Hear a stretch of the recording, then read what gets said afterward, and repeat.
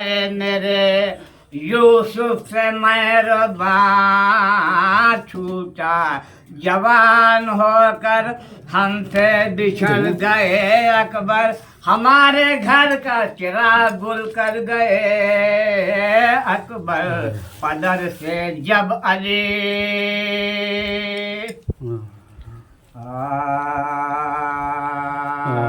مر جائے جو فرزند تو کیا چارہ ہے مر جائے جو فرزند تو کیا چارہ ہے بصبر علاج دل صد پارہ ہے اصغر کو لٹا قبر میں بولے یہ حسین آرام کرو بس یہی گہوارہ ہے مر جائے جو فرزند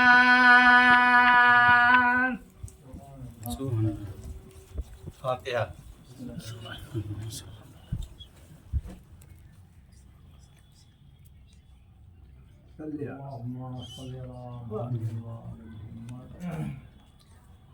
جب لاش قاسم پہ شہ بہر برائے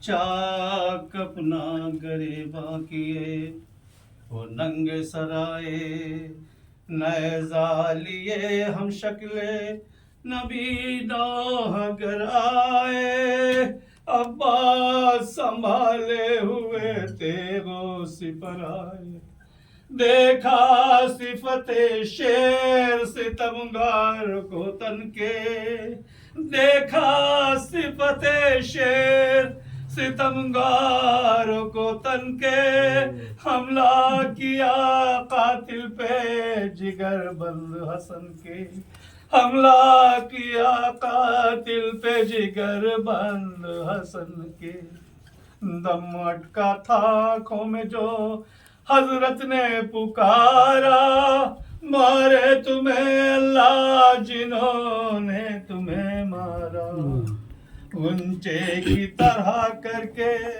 تبسم وہ دلارا بس گلشن جنت کے بسانے کو سدھارا افسوس کے بیاہے ہوئے ایک شب کے بھرے تھے افسوس کے بیاہے ہوئے ایک شب کے بھرے تھے وہ ساتھ گئے دل میں جو ارمان بھرے تھے وہ ساتھ گئے دل میں جو ارمان بھرے تھے کیوں لاش کو فرزندے پیغمبر نے اٹھایا ہاتھوں پہ قمر کو شہب پر نے اٹھایا سر خاک سے عباس سے دلاور نے اٹھایا ٹکڑے جو الگ تھے انہیں اکبر نے اٹھایا ٹکڑے جو الگ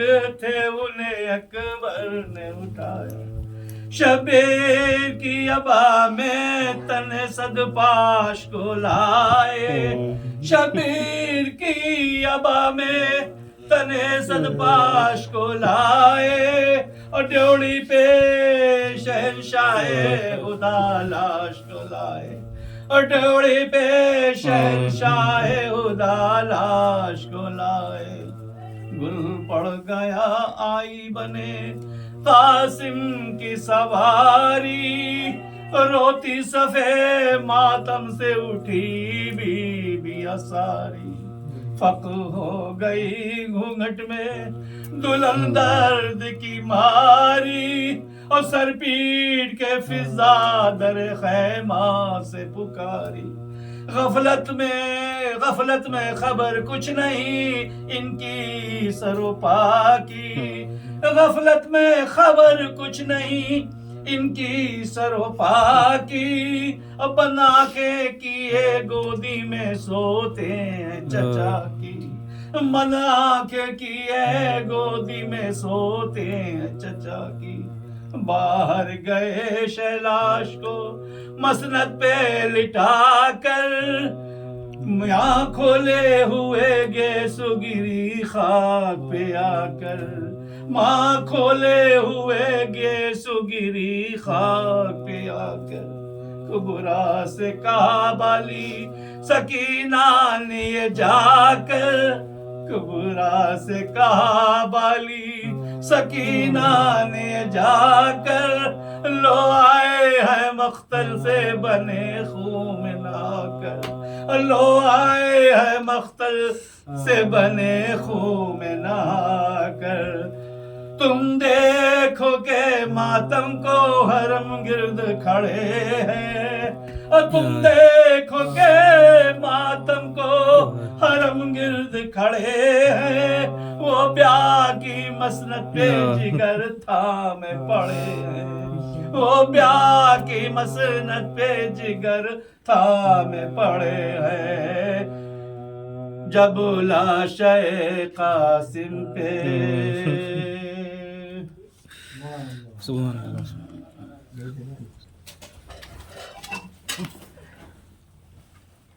اللہ. اللهم صل على محمد وآل محمد.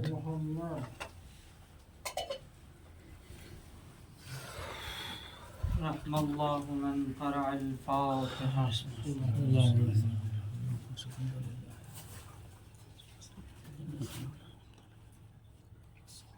ما شاء الله لا حول ولا قوة إلا بالله العلي العظيم. حسبنا الله نعم الوكيل نعم المولى ونعم النصير. أعوذ بالله من الشيطان الرجيم. بسم الله الرحمن الرحيم. الصلاة والسلام على أشرف الأنبياء والمرسلين سيدنا وشفينا وذنوبنا مولانا ومولى الثقلين جد الحسن والحسين أبي القاسم اللهم صل على محمد وآل محمد.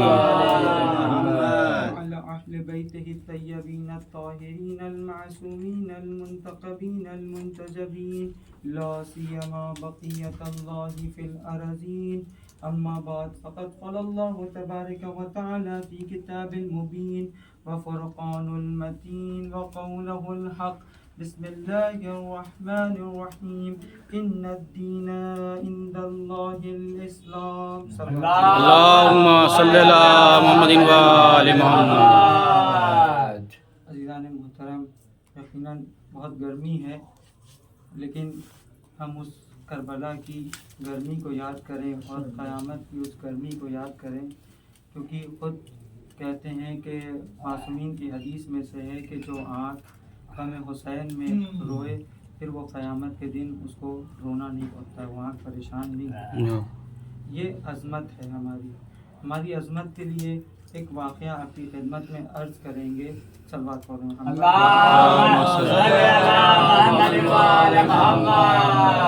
کی عظمت کیا ہے، ان کی فضیلت کیا ہے. ہم نے یہ اس لیے مجلس میں کہا تھا کہ خود دنیا کی جہاں جہاں کی بھی مٹی ہے، خود معصومین علیہ السلام کی قبر مبارک کی بھی مٹی شفا نہیں کہتا سکتی، اس کو کھانا حرام ہے.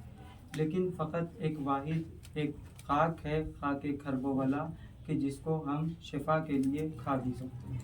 آیت اللہ مراشی. اب خالی جو ہے کربلا کی خاک میں شفا نہیں ہے، لیکن عزاداروں کی اہمیت کیا ہے. آیت اللہ مراشی نجفی جب جو ہے ان کی آنکھوں میں کچھ زخم ہو گیا تھا تو جلوس نکلتا تھا. عزادار جب جلوس میں آگے بڑھ جاتے تھے تو عزاداروں کے پیروں کی جو قدموں کے نیچے کی جو خاک ہوتی تھی اس کو اٹھا لیا کرتے، اس کو اٹھا کے اپنی آنکھوں پہ لگاتے.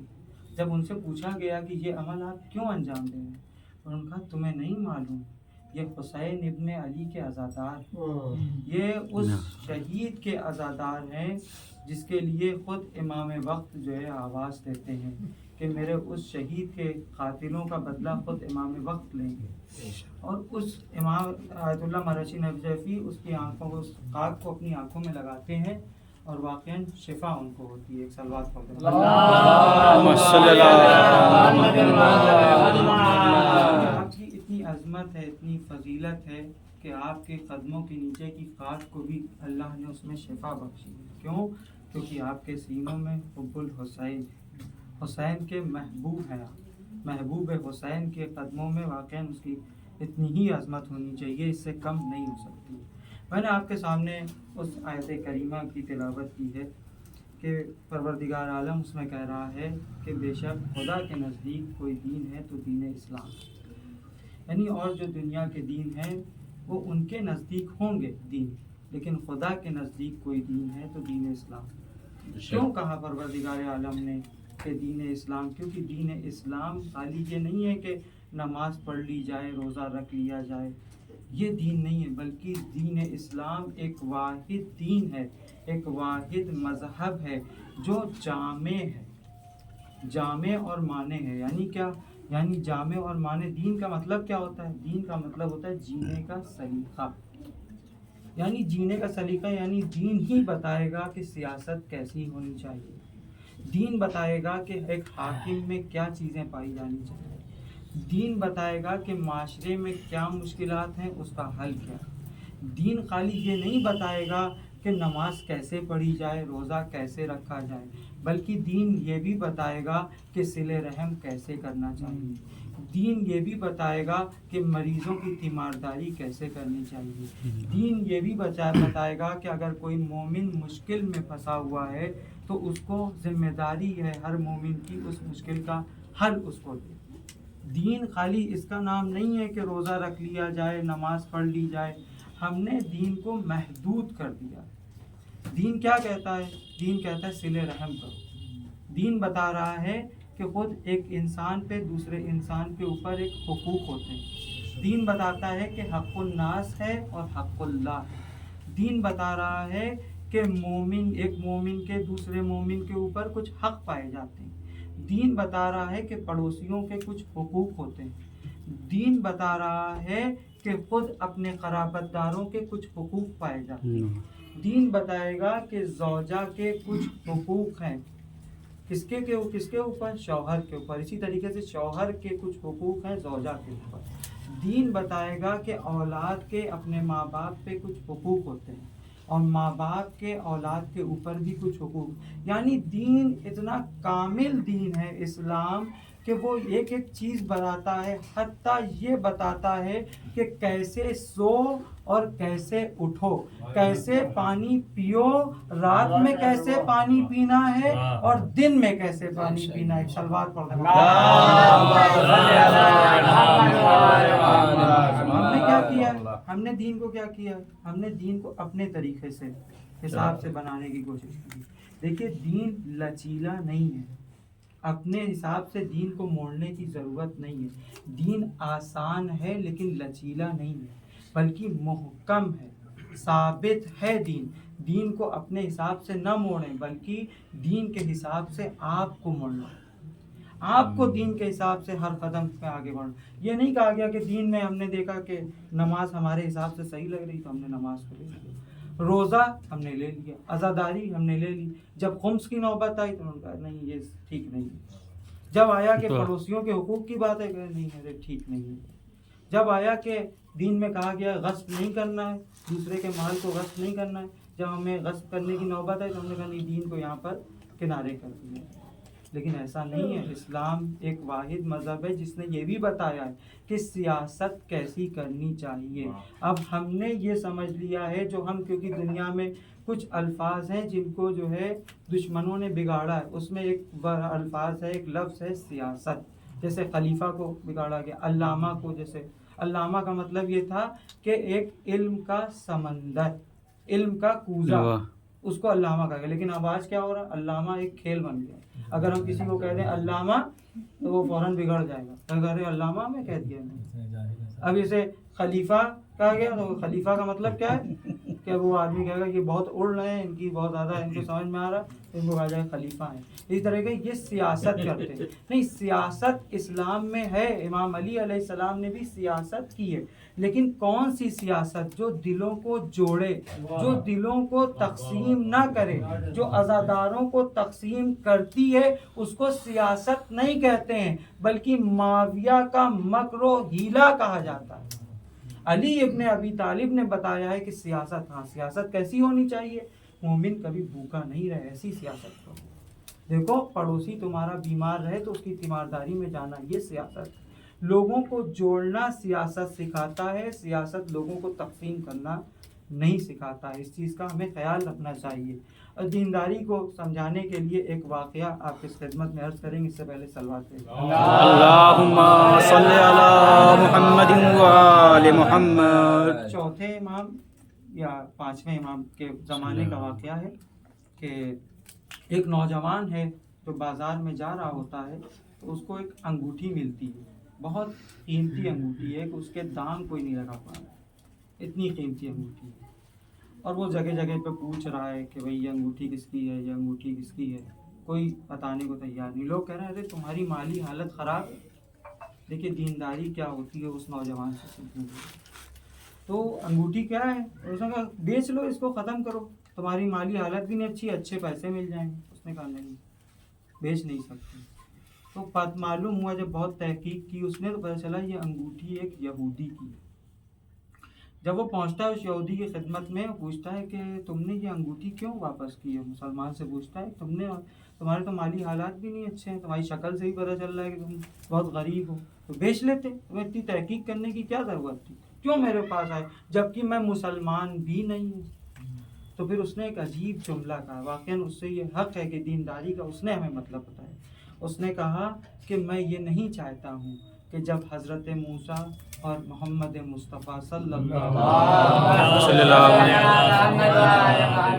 جب قیامت کے دن موجود ہوں اور حضرت موسیٰ یہ کہہ دیں محمد صلی اللہ علیہ وسلم سے کہ کیا آپ نے ان کو امانت داری نہیں سکھائی، کیا آپ نے ان کو دین نہیں سکھایا ہے، تو ایسا نہ ہو کہ میرے اس عمل کی وجہ سے، اس کو خیال ہے، اس کو کنفرم بھی نہیں ہے، اس عمل کی وجہ سے میرے رسول خدا کا سر جھک جائے. یہ دینداری اس نے سمجھا. ایک مرد وہ تڑپ کے کہتا ہے کہ بھئی تمہارا رسول تو بہت عظیم ہے، کس دین پہ تم چل رہے ہو؟ تو اس نے کہا میرا دین کا ہے، دین اسلام ہے. تو وہ اسلام قبول کر لیتا ہے. ایک صلوات پڑھ دیں. اللہم صلی علی محمد وآل محمد. کے لیے خود امام حسین علیہ السلام نے بھی ایک عظیم قربانی پیش کی. دین جو ہے ختم ہو رہا تھا. امام نے کہا، لوگوں سے کہا، خواص کو مخاطب کر کے کہا کہ تمہیں نہیں معلوم دین کتنا بچا ہوا ہے؟ تو انہوں نے کہا کہ معلوم ہے، لیکن ڈر بھی ہے، خوف بھی ہے. معلوم ہے ہمیں یہ کس حد تک نیچ ہے، یہ حاکم کس حد تک گر سکتا ہے، مولا نہ جائیے آپ. لیکن انہوں نے کہا حسین ابن علی چپ نہیں بیٹھ سکتا ہے. کیوں؟ کیونکہ حسین محافظ شریعت ہے، حسین محافظ قرآن ہے. تو وہ حسین ابن علی کیسے چپ بیٹھ جائے جب دین کا یہ حال ہو رہا ہے؟ دین کو خود امام علی علیہ السلام نے کہا ہے کہ دور حاضر میں دین ایسا ہوگا، اپنی پیشین گوئی میں کہا ہے کہ جیسے لباس کو پلٹ دیا جائے. جب لباس کو پلٹ دیا جائے گا تو کیسا ہوگا، کیسا لباس ہوتا ہے؟ اس کی ارزش باقی رہتی ہے، اس کو لوگ پسند کریں گے، الٹے لباس کو منع کر دیں گے نہیں یہ لباس صحیح نہیں. اسی طریقے سے دین بھی ہو جائے گا لوگوں کے سامنے. اس حد تک خود ہمارے اور نوبت یہ آئے گی، خود امام علی علیہ السلام کہتے ہیں ہم گناہ کریں گے، ہمارے جوان گناہ کریں گے، لیکن کیا ہوگا؟ اس پہ فخر محسوس کریں. اور آج نہیں ہو رہا ہے. ہم گناہ کر کے آتے ہیں اور بتاتے ہیں ارے ہم نے اس کو کیسے دھوکہ دے دیا، جھوٹ بول کے کیسے ہم نے اپنے بزنس کو آگے بڑھایا. فخر سے بتا رہے میں نے وہ غلط کام کیا، اس کو دھوکہ دیا اور میں خود آگے بڑھ گیا. اس کی ٹانگیں ہم نے کھینچ لی، اس کا پیر کھینچا اور میں آگے بڑھ گیا. فخر سے بتا رہے ہیں. یہ آخر الزمان کی علامتوں میں سے ایک علامت ہے، خود امام علی علیہ السلام کہہ رہے ہیں. اسی دین کے لیے آج کے دن جناب قاسم سے منسوب ہے. علماء نے ہر دن کو کسی نہ کسی شہید سے منسوب کیا ہے. جیسے 6 محرم کو جناب علی اکبر سے منسوب کیا گیا اور 7 محرم کو جناب قاسم سے منسوب کیا گیا. جناب قاسم وہ ہستی ہے کہ جب امام حسین علیہ السلام نے شب عاشور سب کے جو ہے وہ بتائے، شہادت نامہ پیش کیا، سب کے نام پڑھے، اس میں جناب قاسم کا نام نہیں تھا. ایک مرتبہ تڑپ کے امام حسین علیہ السلام سے کہتے ہیں کہ مولا اے میرے چچا، کیا میرا نام محضر شہادت میں نہیں ہے؟ تڑپ کے امام حسین کہتے ہیں کہ بیٹا موت تمہارے نزدیک کیسی ہے؟ کیف عند الموت؟ جناب قاسم عجیب جملہ کہتے ہیں، احلا من العسل، شہد سے بھی زیادہ شیرین ہے. پھر اس کے بعد امام کہتے ہیں کہ نہیں بیٹا، تمہارا بھی نام شامل ہے، بلکہ 6 مہینے کے بچے تمہارے بھائی علی اصغر کا بھی نام شامل ہے. اپنی شہادت کا جیسے ہی نام سنا کہ میری بھی شہادت کل ہوگی تو فخر محسوس کیا، خوشی کا اظہار کیا. لیکن جیسے ہی پتہ چلا کہ 6 مہینے کا شیرخوار کو بھی شہید کیا جائے گا، تڑپ کے کہتے ہیں مولا کیا اشقیاء خیمے میں آ جائیں گے؟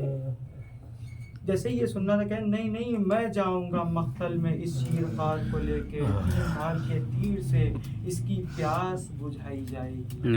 جناب جب روز عاشور جناب قاسم لے کے آتے ہیں، خود امام کی خدمت میں آتے ہیں اور کہتے ہیں کہ مولا مجھے اجازت دے دیجیے. مولا کیسے اجازت دے دیں؟ اپنے بھائی کی نشانی کو کوئی مقتل میں بھیج سکتا ہے؟ کوئی ایسا چچا دیکھا ہے کہ جو یتیم بھائی کی نشانی ہے؟ قاسم حسن کا یتیم ہے اور اس کو مولا چچا اس کو مقتل میں بھیجتے. لیکن عزیزان محترم، نوبت ایک ایسی آتی ہے کہ امام مجبور ہو جاتے ہیں اور بھیجتے ہیں قاسم کو. لیکن تاریخ نے لکھا خود جناب قاسم کو آمادہ کیا. سن اتنا چھوٹا تھا جناب قاسم کا کہ کوئی ذرا بھی ان کے لائق نہیں تھی، بلکہ یتیموں کا دستور تھا عرب میں کہ گریبان کو چاک کر دیا جاتا تھا. مولا نے گریبان کو چاک کر دیا تھا تاکہ اشقیاء جب دیکھیں کہ یہ یتیم ہے تو شاید رحم کھا لیں. لیکن ایسا نہیں ہوا. جب جناب قاسم پہنچے ہیں نا میدان میں تو کیا ہوا؟ ایک بہترین بے مثال جنگ کی ہے، لیکن زیادہ دیر گھوڑے پر سنبھل نہ سکے. گھوڑے سے زمین پر آئے ہیں تو آواز دی ہے.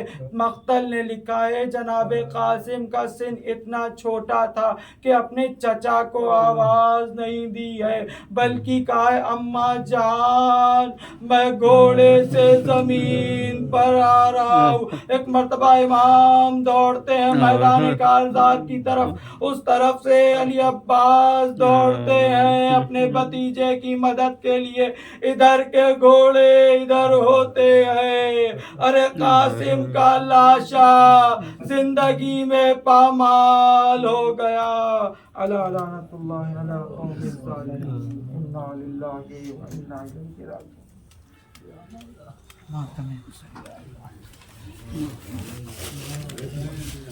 یا حسین یا حسین یا حسین یا حسین یا حسین یا حسین یا حسین.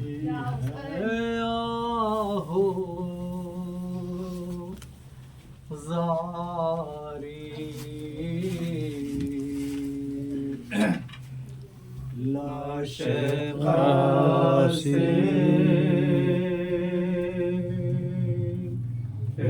دلہن کرتی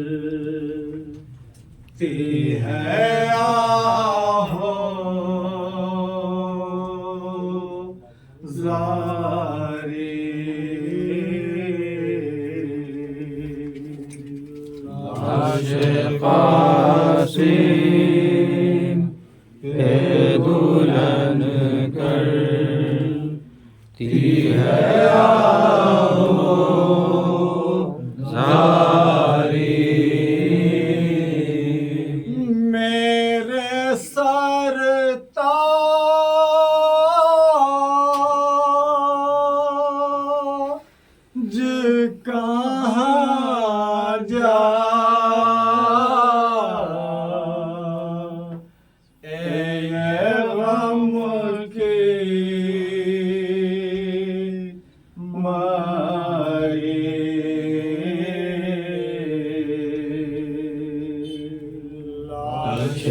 قاسم پہ دلہن کرتی ہے آہو زاری مہندی کیا خوب رچیلا شب مادر نے کہا مہندی کیا خوب رچیلا شب مادر نے کہا مہندی کیا خوب رچیلا شب مادر نے کہا مہندی کیا خوب رچیلا شب مادر نے کہا ایک بہنوں کو دوبارہ کی ہو تیاری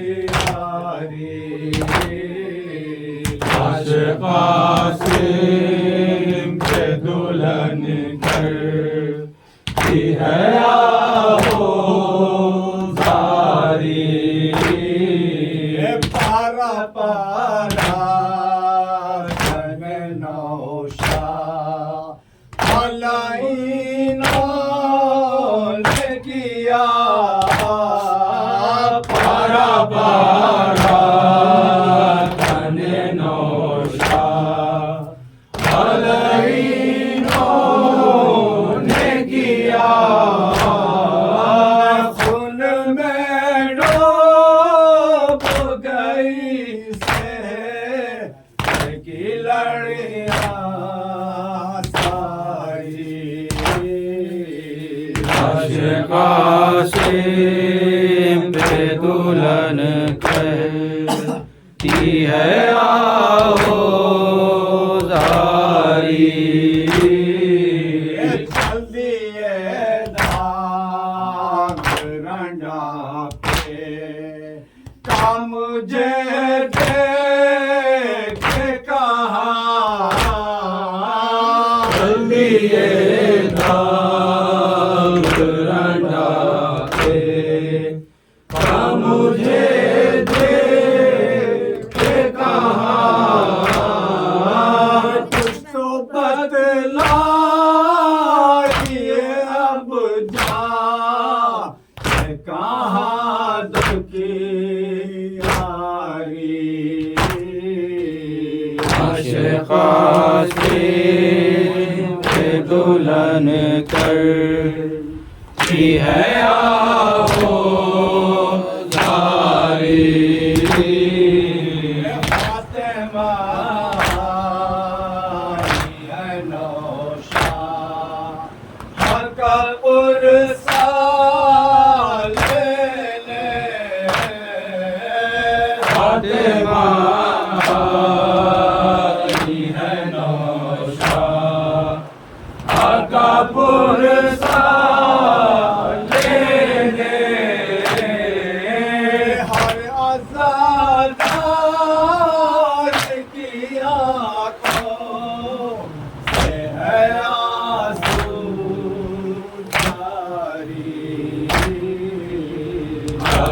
قاسم پہ دلہن کرتی ہے آہو زاری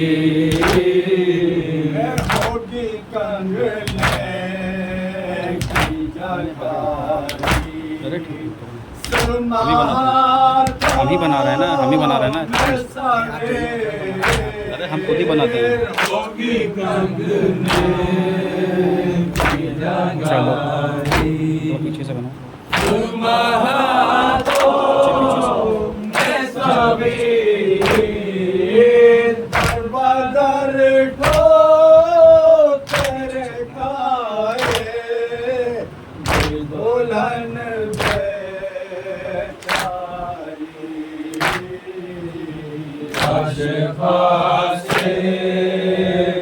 دلہن ہے آہو زاری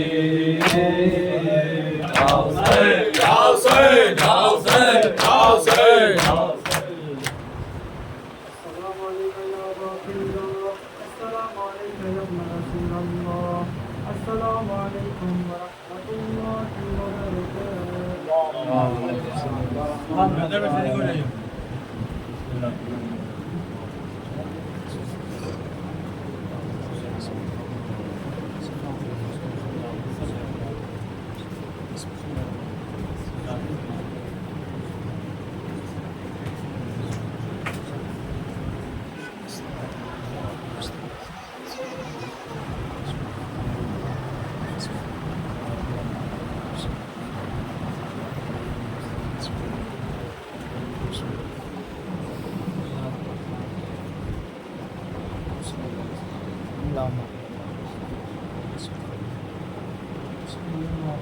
اللهم صل على